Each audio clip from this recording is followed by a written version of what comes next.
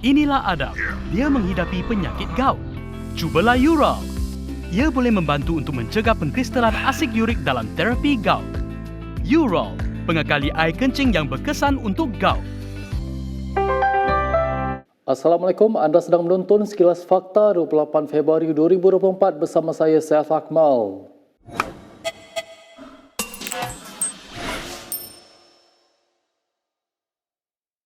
Ahli Parlimen Pasir Gudang Hassan Abdul Karim menyatakan pendapat bahawa Agung mesti mematuhi peruntukan perlembagaan. Beliau berkata demikian kepada Malaysia Kini ketika mengulas titah Yang di-Pertuan Agong Sultan Ibrahim Sultan Iskandar. Dalam titah baginda semasa perasmian persidangan baru Dewan Rakyat pada Isnin, Sultan Ibrahim bertitah bahawa baginda tidak akan melayan sebarang percubaan untuk menjatuhkan kerajaan. Baginda bertitah semua ahli parlimen harus menghormati kerajaan perpaduan yang telah dibentuk dan baginda tidak akan melayan sebarang permintaan daripada mana-mana pihak yang cuba mengganggu-gugat kestabilan politik negara. Mengulas lanjut, Hassan mengingatkan rakyat Malaysia bahawa Agung adalah tertakluk kepada sistem raja berperlembagaan, bukan raja mutlak. Hassan berkata bahawa adalah menyalahi undang-undang dan tidak berperlembagaan untuk kerajaan yang telah kehilangan sokongan dan keabsahan untuk memerintah dibenarkan terus menjadi kerajaan sehingga tamat penggap pilihan raya. Tambah Hassan, Agung juga seperti ahli-ahli politik perlu patuh dan hormati perlembagaan persekutuan. Liu Chintong memidas tindakan ahli Parlimen PN yang bertindak keluar dari Dewan Rakyat tengah hari semalam. Liu menyifatkan alasan yang diberikan mereka sebagai kurang munasabah. Menurut Timbalan Setiausaha Agung DAP itu, Anwar tidak dapat hadir ke Dewan Rakyat pagi semalam kerana menyambut kunjungan Perdana Menteri Cambodia Han Manat. Kata Liu dalam satu kenyataan, pembangkang merasakan diri sangat bijak telah membangkitkan isu remeh tersebut dan selepas itu membuat keputusan untuk keluar Dewan Rakyat beramai-ramai. Terdahulu pembangkang membantah masa ucapan tahniah Perdana Menteri Anwar Ibrahim kepada Sultan Ibrahim Sultan Iskandar sebagai Yang di-Pertuan Agong ke-17. Sebelum ahli Parlimen PN keluar Dewan, Ketua Pembangkang Hamzah Zainuddin menyuarakan bantahan yang menurutnya ia boleh disampaikan ketika sidang Dewan Rakyat bermula di waktu pagi. Dia mendakwa tiada Perdana Menteri terdahulu yang menyampaikan ucapan sebegitu apabila perbahasan titah baginda sudah dimulakan di dalam Dewan. Sementara itu, Ahli Majlis Kerja Tertinggi MKT UMNO, Muhammad Fuad Zakashi menyifatkan tindakan pembangkang itu sebagai amat biadab. Katanya dalam satu hantaran di Facebook, pembangkang masih mengamalkan budaya lapuk dengan menjadikan ucapan junjung kasih tersebut sebagai kecoh. Sementara itu, Menteri Ekonomi Rafizi Ramli turut membidas tindakan ahli Parlimen PN keluar sidang Dewan Rakyat. Kata Rafizi, dia sentiasa cuba menjaga tata sila malah tidak menggunakan peraturan mesyuarat di Parlimen.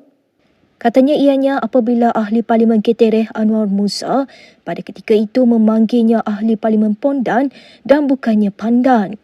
Rafizi memetik pengerusi PM Muhyiddin Yassin yang dilaporkan berkata semalam bahawa kerajaan perpaduan mempunyai majoriti, mereka melakukan apa yang mereka mahu tanpa mengikut prosedur.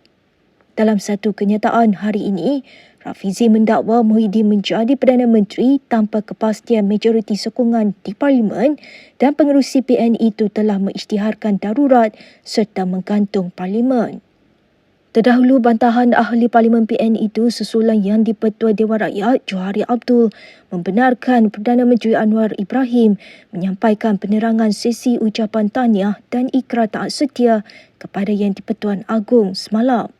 Mengulas lanjut, Rafizi menekankan masa yang diperuntukkan untuk ahli Parlimen berucap adalah singkat iaitu sekitar 5 ke 7 minit sahaja. Justeru dia berkata, ahli Parlimen Pembangkang patut menggunakan peluang tersebut untuk menyampaikan perkara yang substantif kerana itu sahaja peluang mereka. Kita ke perkembangan berita berikutnya. Dewan Rakyat bertukar kecoh selepas seorang ahli Parlimen Pembangkang mendakwa dia ditawarkan habuan untuk menyokong Perdana Menteri Anwar Ibrahim. Ahli Parlimen Tasik Glugo Wan Saiful Wanjan mendakwa dia ditawarkan peruntukan RM1.7 juta untuk kawasannya. Dakwaan itu membawa kepada ahli parlimen kerajaan menyifatkan Wan Saiful sekadar menjajah kabar angin di Dewan Rakyat. Kalau ada bukti, report lah. Antara Kenapa takut? yang disebut kepada saya ialah mengenai peruntukan parlimen 1.7 juta. Sebahagian dari itu adalah untuk operasi pusat khidmat. Peruntukan projek mesra rakyat yang katanya boleh diagihkan kepada kroni-kroni saya. Mereka tahu saya susah sekarang Tan Sri sebab isteri saya kanser dan Tan Sri Speaker, saya terpaksa saya cabar Tasik Glugor kalau berani buat report dengan SPRM. Kalau berani buat report. Cuba saya kata tadi jangan kaitkan lagi sebab kita tak tahu move forward benda Kalau yang lain. anak pula. jantan buat report. Tinggal 2 minit lagi lebih baik cakap pasal kawasan pula. jadi Okey Arau Meriman. Dia dah duduk dah, duduk. Sekejap, Arau please. Please Arau. Ini mengambil masa saya Tan Sri. Tapi ada satu benda yang membabitkan kestabilan negara dan tata kelola dalam kerajaan. Mereka kata nak batalkan pertuduhan saya. Dan ini mengganggu Tan Sri emosi Speaker, saya. this is a serious matter, Tan Sri Sebab Speaker. tu saya kata Ini tuduhan yang begitu serius. Ini tuduhan. Ini Tasik Glugor. Daripada permulaan lagi. Dia dah kata Kalau berani buat report dengan SPRM. pun tak tahu. Tapi dia bercakap. Kalau berani buat report SPRM. Boleh buangkan Serius. pertuduhan. now ruling saya. Speaker Dewan Rakyat Johari Abdul kemudian meminta Wan Saiful untuk menghentikan dakwaan berkenaan. Sementara itu, dalam satu hantaran di Facebook, Wan Saiful mendakwa beliau dihubungi Suruhanjaya Pencegahan Rasuah Malaysia SPRM iaitu 1 jam selepas ucapannya di Dewan Rakyat yang mendedahkan tawaran habuan tersebut. Wan Saiful berkata beliau menerima mesej daripada pegawai agensi anti rasuah itu yang memintanya menghubungi mereka. Ahli Parlimen Bangi Syahrizan Johan mendesak agar seorang ahli Parlimen PN tidak mengeluarkan kenyataan mengelirukan. Ahli Parlimen Hulu Terengganu Rosul Wahid kemudiannya menarik balik dakwaannya selepas diminta oleh Speaker Johari Abdul. Sebagai makanan warisan negara. Kerana ia tidak bercanggah dengan agama. Tapi bila Tan Sri Yang disebut di-Pertua, putih, Peraturan Mesyuarat Berapa tu? 36/12. Ya, apa hal? Mana-mana ahli tidak boleh mengelirukan Dewan Yang Mulia ini. Tadi Hulu Terengganu telah mengatakan bahawa nanti apabila bulan puasa tidak boleh, sesiapa yang tidak berpuasa tidak boleh didakwa. Tapi sebenarnya Tan Sri Yang di-Pertua, kalau kita tengok enactment yang dibatalkan dalam kes Nick Allen tidak termasuk kesalahan untuk tidak berpuasa. Saya minta supaya Hulu Terengganu pertama baca dulu, kedua tarik balik. okey, kalau gitu saya tarik balik lah. Tapi maknanya undang-undang lain, itu sebagai contoh. Undang lain yang ditarik balik. Contoh itu, tu kena bagi yang betul lah Hulu Terengganu. Baca Jangan. dulu. Saya- Ini tak baca terus nak buat Weh. persepsi dalam Dewan Yang Mulia ini. Ini peluang saya tu. Kalau saya tak check tadi, you dah bawa pergi TikTok, dah satu Malaysia dah masuk. Tolonglah nak cerita pasal benda ni baca dulu. Jangan koyak. Okey. Terus. Jangan koyak. Ini bukan isu koyak.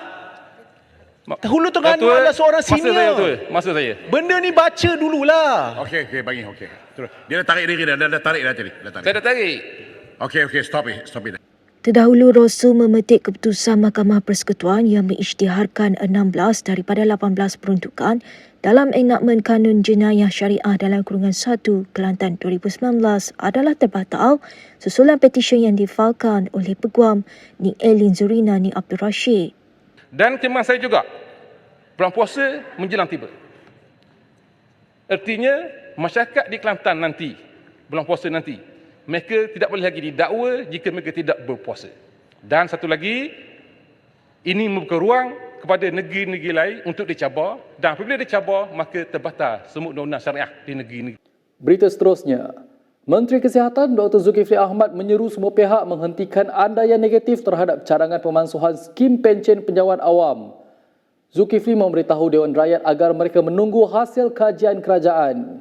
Kita wajar kita tunggu supaya dapat kita dengar benar-benar sebelum kita membuat, saya istilahkan tadi, presumption atau being very presumptive, andaian-andaian yang membawa kepada pelbagai andaian yang saya kira tidak adalah negatif. Kita belum dengar lagi apakah skim sebenarnya yang mungkin jauh lebih baik ataupun setanding, kalau tidak pun baik, sama antara dengan pencen. Kita dengar dulu, dan sekarang ini kerajaan telah sedang menjalankan kajian itu, skim saraan perkhidmatan awam yang baru itu, Datuk. Dr. Zulkifli menjawab soalan tambahan Ahli Parlimen Kuala Nerus alias Razak yang bertanya mengenai sebab di sebalik langkah kerajaan menghapuskan skim pencen bagi penjawat awam. Bulan lalu, Perdana Menteri Anwar Ibrahim berkata, cadangan pengambilan tetap yang tidak memerlukan pencen bagi penjawat awam akan menunggu kelulusan Kabinet sebelum dibawa ke Parlimen. Mahkamah Rayuan membatalkan pelepasan dan pembebasan Muhyiddin Yassin apabila mengembalikan 4 pertuduhan salah guna kuasa terhadapnya. Panel 3 hakim yang dipengerusikan Hadariah Said Ali hari ini sebulat suara membatalkan keputusan Mahkamah Tinggi Kuala Lumpur. Panel hakim yang turut dianggotai Hakim Azmi Arifin dan SM Komati membenarkan rayuan pihak pendakwaan untuk mengembalikan semula pertuduhan salah guna kuasa. Bercakap bagi pihak panel rayuan, Hadariah memutuskan bahawa pertuduhan adalah jelas dan tidak kabur. Pada 15 Ogos tahun lepas, Hakim Mahkamah Tinggi Muhammad Jamil Hussein membenarkan bekas Perdana Menteri itu untuk mencabar pertuduhan berkenaan atas alasan ia tidak jelas dan cacat. Hakim Jamil berkata pertuduhan itu tidak mendedahkan butir-butir yang mencukupi mengenai dakwaan kesalahan di bawah Akta SPRM 2009. Bagaimanapun, Muhyiddin masih menghadapi 3 pertuduhan berkaitan pengubahan wang haram yang belum selesai di Mahkamah Session Kuala Lumpur. Pada Mac tahun lepas di hadapan Mahkamah Session, Muhyiddin minta dibicarakan atas 4 pertuduhan salah guna kuasa dan 3 pertuduhan pengubahan wang haram membabitkan RM232.5 juta yang dikaitkan dengan jana wibawa. Berikut beberapa lagi ringkasan berita untuk hari ini.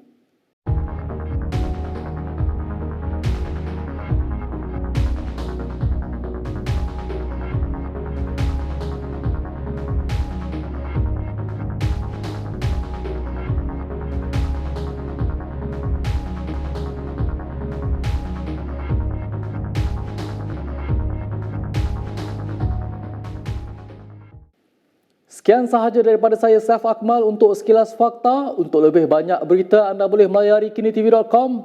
Anda juga boleh mengikuti kami di Instagram, Twitter, YouTube dan Facebook. Salam hormat dan jumpa lagi.